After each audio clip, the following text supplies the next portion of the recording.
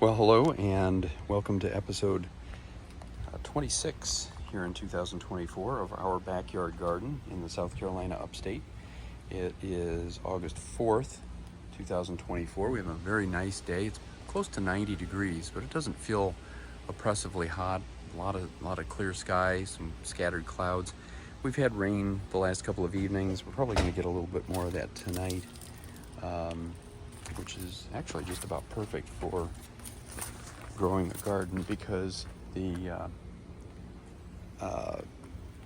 plants get plenty of sun and plenty of water, and obviously they need a little of both. So we'll kind of work our way down the hill. There isn't a whole lot going on up here. Just in the last 2 weeks, our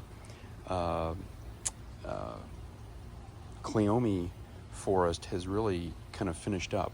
If you've seen any of our other videos earlier this spring, this area was just full of pink.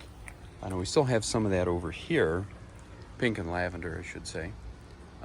These got started a little bit later, and we still have others coming up in other areas. They've all reseeded. We didn't put any of these in this year ourselves, but these came up first, and they're all done. But I'm going to leave them where they are because they give us lots and lots of seeds, and when they reseed, they'll continue to come back in large numbers like they did this year. So we're looking forward to that. We also have some morning glories that have come up over here. We're not getting any flowers out of them yet, but we also have some back in this area. We haven't really done much with this. It's kind of a lost area of the garden, but we have morning glories there. Again, no flowers. If they don't flower, I may just pull them out, because that area is largely weeds. And then we have more Cleome over here, just growing up out of the stones in our fire pit. Quite a few of them, actually. And they've just all come up from flowers last year, which is really, really enjoyable to watch. Over here, our big backyard hydrangeas, all doing very well. I think they've just passed their peak period. They generally will have a fairly bright white color. This one still has that color, and then once they've peaked, then it starts to turn to a pale green, and then from there it'll just gradually fade in color over the next month or two and eventually just be brown. And so we have 4 of those. They're fast growing, and they are great for a border, like we have them here on the border of our lot. We just got these about 3 years ago, I think, and they're already this big. All of them about roughly 5 feet tall. Our neighbor has one that's probably about 12 feet tall. So, as I say, they do that pretty quickly and with little to no maintenance required. So if you're looking for something like that, I highly recommend a white hydrangea.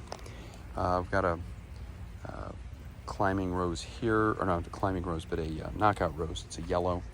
It's having a lot of trouble with black spot. It's put out a lot of flowers this year, but I think it's largely done now. This area is kind of a pretty heavily classified as a spring garden, but a few things that are worth looking at, especially down here. We have some stargazer lilies.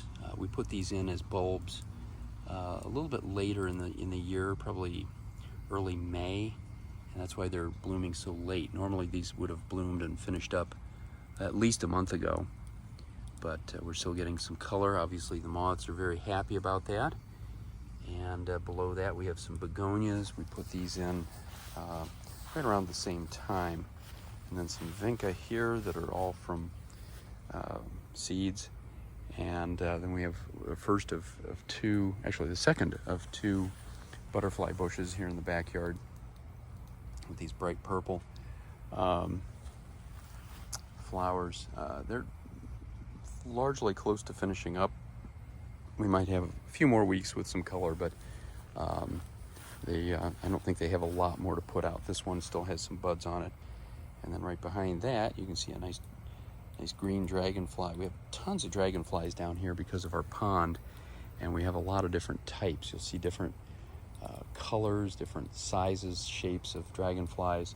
There's one going by me right now that's a red color, kind of looks like a big helicopter. They're always fun to watch when we sit down by the water. Some more begonias here, some more stargazer lilies here, and then as we get further down, you know, we have a lot of things that have finished up. Although I will say we do have a nice little one single rose blooming back there. This is off of a knockout rose here. We have 4 or 6 actually azaleas, which bloom heavily in the spring, but they give us a second bloom. It's supposed to be in the fall, but actually here in the latter part of summer, we're getting some nice blooms. They started about 2 weeks ago. Not sure how long they'll go. I seem to remember they bloomed a little later than this last year because they tend to like shade and cooler weather. Here we've got begonias doing really well. We put these in just straight from Walmart. They've done well. And then we've got impatiens here, which grew really large after we put them in about 6 weeks ago. They're doing great, giving us a lot of color. We've kind of learned our lesson with those. We originally had put them along this pathway, but this is a pretty shady area. It was too shady. They just did not do well. They didn't get any flowers and eventually just sort of withered. But otherwise, a lot of things that have finished up here. Daylilies long since done. And even our hostas are, well, I was just about to say the hostas are done. Here we are with flowers. I did not realize that. So our hostas are just flowering now. It's a little bit late, but I'll take it. They're not big, but they're nice with the variegated leaves and the nice white flowers. And then back in the woods there, we've got a wisteria. It's kind of struggled a little bit, but it's doing okay. It's hanging in there. And another wisteria over here that is doing very well. No blooms on it right now. It's primarily a spring flower, but it's really spreading nicely on this fence. And we've got some black-eyed Susans. We have a lot of those down in the terraced area. We're going to go down there in a moment, but just kind of a mix of everything. And we had a lot of daylilies in this area, a lot of roses, mostly finished at this point. Also some lilies. We've got vinca coming up here. These are all from seed, doing pretty well. More lilies here that are finished up. And then this is something that's worth talking about. This is very interesting to me because it's a little bit of a mystery. I have my suspicions, but we'll talk about it. This was the biggest knockout rose in our entire yard, and it's about 8 feet tall, just covered with blooms at any given time. And then all of a sudden I came out during the week and a large chunk of it had been chopped off, and a lot of branches, they're all there. None of the branches were taken away, but I would say a good 2/3 of the plant was chopped off. And at first I thought it was a deer. We had the same problem in January. We thought deer had come in, and now, especially in talking to my neighbor, it turns out it was probably a beaver that did this. And the beaver tried to get the branches for whatever reason. Beavers needed to do that, but you can kind of see it looks like teeth marks on there, so I'm going to say that's probably what it was. But he wasn't able to get the branches, so he just basically killed off the plant. The good news is we had this happen before and it came back, so I'm not overly worried. It's a very large, very healthy plant. I think by next year we'll have a lot of new growth. Some of the new growth did as well as the old growth, so not all is lost, but it's just frustrating and kind of peculiar. But we do think it's a beaver because there have been a lot of trees down in the area, and we do get a lot of beavers because of the pond. Over here we have more zinnias, and Here is our hibiscus. It's doing okay. It tends to dry out. This one was a little smaller. We have one over on the other side that is doing very well. This one got enough water when we first put it in. It's grown quite a bit. The other one has not grown, but they're both putting out a lot of flowers, so at least there's that. Lots of roses, climbing roses, jasmine, etc. up on the top of our trellis. Lots and lots of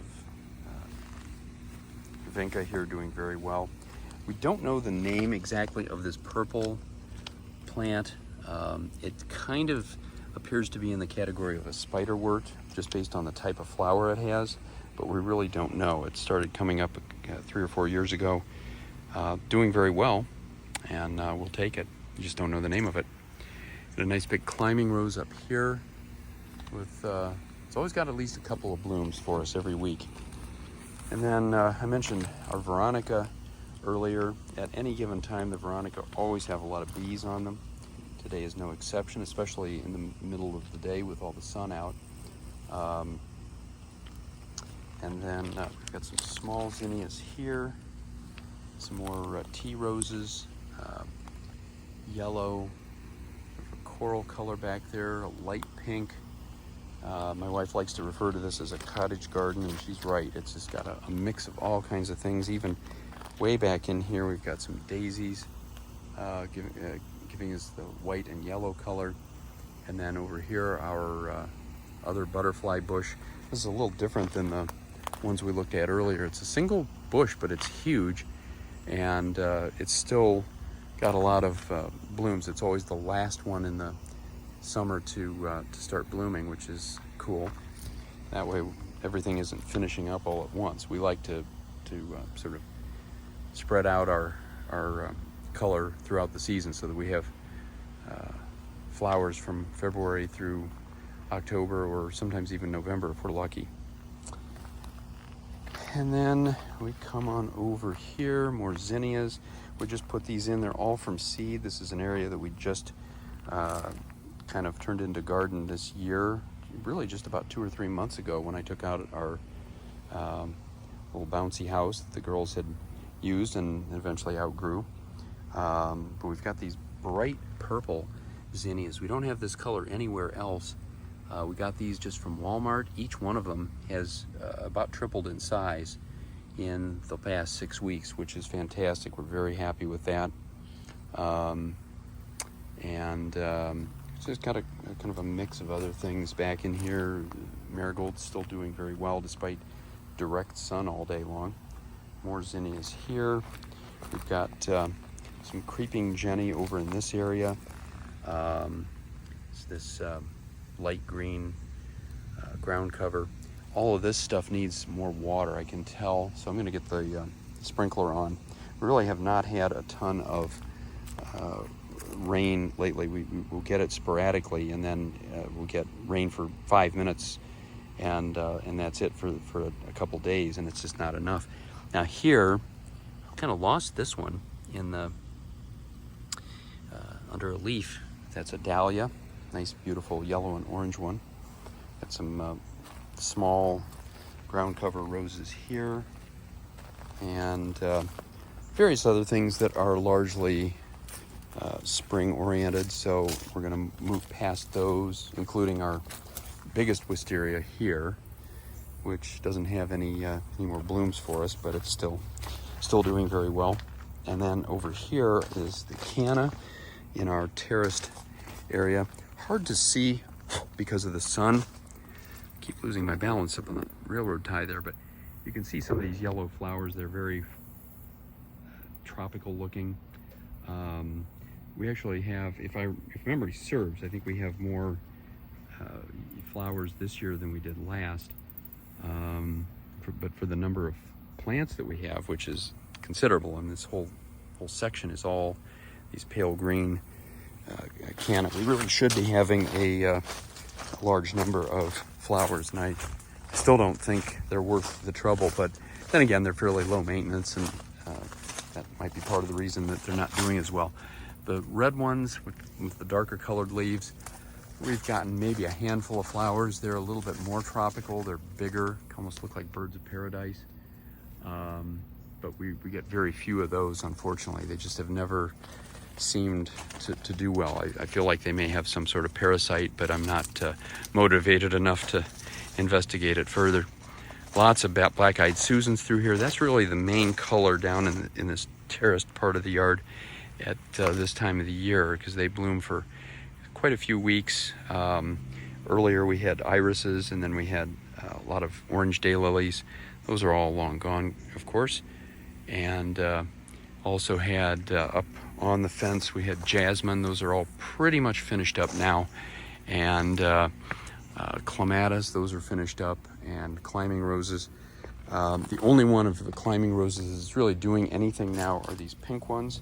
And these will continue to give us some degree of blooms through probably October, if last year is any guide to that. But overall, it's been a very successful summer, spring and summer, in that we've finally got plants to meet all the way across the trellis, and it was covered with flowers for at least a short time back in the spring. So, like I say, I think 2024 has been an interesting year. It's been a pretty successful year in our garden, and of course we still have 2 or 3 more months to go. Here in our bed right under the deck, we have some roses. This purple one has really done well where it's at. Gives us a lot of color, usually about 15 blooms at a time, and then it'll take a couple weeks off and then come back for more. We've got more Veronica here doing well, as always, covered with bumblebees. We've got some phlox doing pretty well. I keep thinking they're finishing up, and yet they keep putting out more flowers, so I don't know exactly how long those will last. Got a yellow knockout rose here. Got some tomatoes actually putting out some fruit just since last week. That's nice to see. And then just more of the same. Got one single beautiful rose right here. This is one of the roses, one of these tea roses that doesn't typically do very well. It'll put out 1 or 2 flowers here and there. Nothing dramatic. Zinnias. Got some more tomatoes over here. This area doesn't seem to be terribly tomato friendly. It was last year. We had tomatoes everywhere. A little too much, to be honest with you. So I'm kind of glad they've scaled back themselves a little bit. We'll see how many tomatoes we get. We had far more than we could eat the last couple of years, so for them to scale back is not necessarily a bad thing. More climbing pink roses here, growing up the side of the deck, or the stairs I should say, and then this group of zinnias. Jenny just put these in about 2 months ago from seed, and they have done extremely well. And we're back to the front. I will show off just real quickly our deck. We've gotten this cleaned up a little bit. We have some things mostly from seed up in here. They do need some water. You can see they're starting to droop already. They got watered last night, but they dry up very quickly. But we've got some marigolds here doing very well, some nasturtiums, and just a mix of thousand bells and some petunias, geraniums, more petunias, morning glories, and even some vinca. They're doing very well, but they need some water, so I'm going to do that and turn the sprinkler on as soon as we're done, which is basically now. So until next time, I hope it's sunny wherever you are, and wherever you are, happy gardening.